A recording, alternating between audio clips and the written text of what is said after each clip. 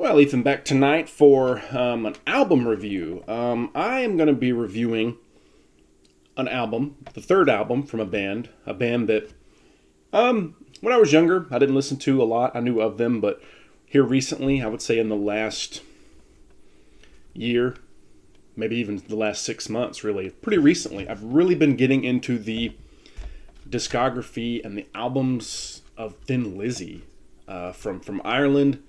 One of Ireland's greatest exports, in my opinion. I'm going to be reviewing their third album. This is Vagabonds of the Western World.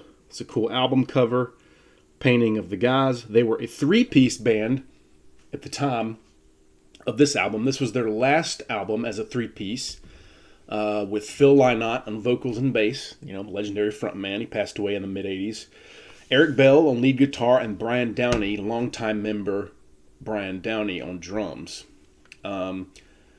This was the last album with Eric Bell, sort of the first,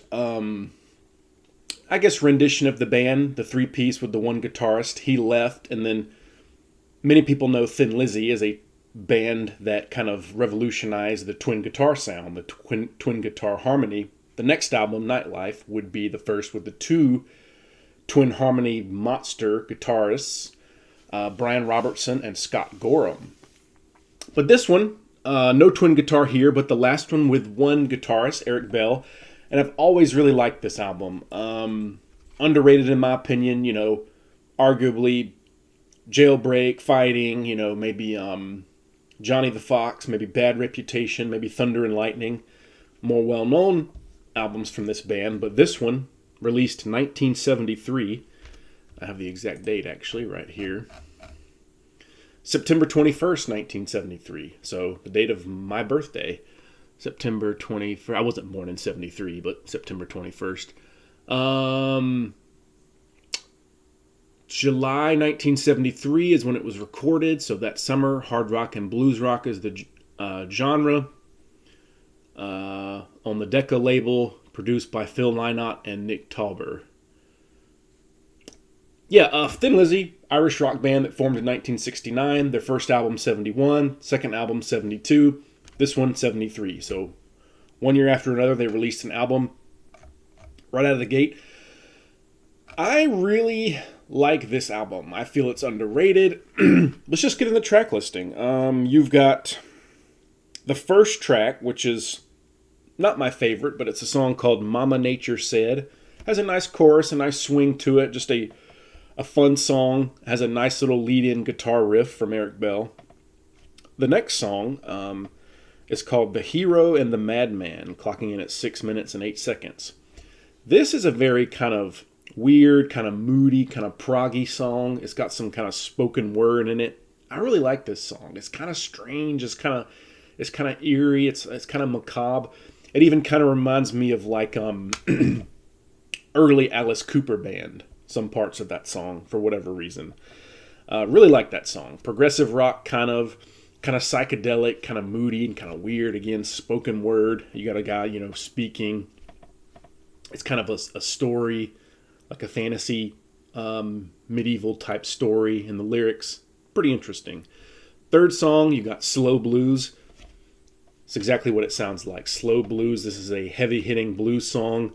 You got a fantastic vocal performance from Mr. Phil Lynott, one of the underrated and greatest frontmen from the 70s, in my opinion. Slow Blues, really good song. And then you got the song The Rocker to finish side one. Kind of a fast-paced, fun song, as the name implies. Just a really rockin' song, up-tempo. Got a fantastic guitar solo in there. Guitar solos and riffs are great throughout this whole album. And then side two, we got title track to kick it off. Vagabond of the Western World. With that real kind of Irish kind of chant in the beginning. This kind of has like a Irish folk song meets hard rock. Fantastic lyrics and vocal delivery from Phil. Again, just a phenomenal title track, phenomenal song. The way it tells a story, kind of a tragic story and tale, as Phil was known to write stuff like that. And then the next track, you got Little Girl in Bloom. Real moody, kind of sad, kind of melancholy song. Really good, thoughtful lyric from Phil on that one. And then you got Gonna Creep Up on You, which has a fantastic kind of bass intro from Phil. He was an underrated bassist, too.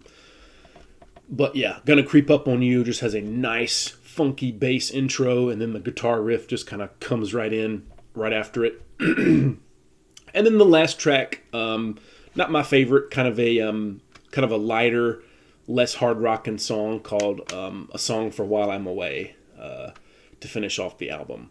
Probably the least favorite, that and Mama Nature Said, but in between that, it's just, especially side one. Side one is just phenomenal, and then I would say track number 5, the first one on side 2, title track, are probably the strongest stuff on this album to me. But then you got bonus tracks on this as well. Even though it was, I believe, recorded in '72, you got Whiskey in the Jar on this album. One of their most famous songs, a traditional Irish folk song, later covered by Metallica. Really made famous by Metallica, but these guys did it first, 1972. It's on this album as a bonus track. 1973, you got Whiskey in the Jar. Right there.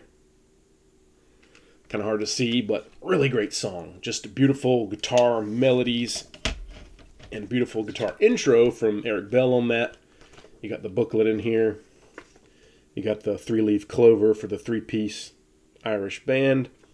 Yeah, Whiskey in the Jar, Randolph's Tango, Broken Dreams, Black Boys on the Corner, all really great title tracks. Or, bonus tracks. That really kind of round off this album. But even without those bonus tracks, this would be probably top 3 Thin Lizzy album for me. I love Fighting. I love Jailbreak. I love Bad Reputation. I love Johnny the Fox. I love Nightlife. But this one, probably the best album from the early period of the band, the 3-piece. Yeah, Vagabonds of the Western World. That's pretty much it. Went through the track listing. Again, third album, Phil Lynott, vocals and bass, legendary frontman Eric Bell, underrated guitarist, and Brian Downey on drums, who was the only member of Thin Lizzy who appeared on every studio album, 71 to 83, their last album. And I must say, what a solid, flawless discography Thin Lizzy has. I mean, not one of their albums is bad. You know, they had a very short kind of career. Last album, 83. Only 12 years of albums. After Phil passed away, they decided to kind of hang it up. I believe some sort of version of the band goes on today. But yeah, you got 1, 2, 3, 4, 5, 6. Only 12 albums. Yeah. I'm not as familiar with the later albums, but the first 8 Thin Lizzy albums, top tier 70s hard rock. But yeah, that's my review of Vagabonds of the Western World from Thin Lizzy, their third album, released in 1973. I'll give it a 93 out of 100. I really like it. I've been listening to it a lot recently, like a lot, and their whole discography, but this one is one I personally own, a physical copy, so I thought I'd go ahead and review it. 93 out of 100 for Vagabonds of the Western World from Thin Lizzy. Thank you for watching this album review.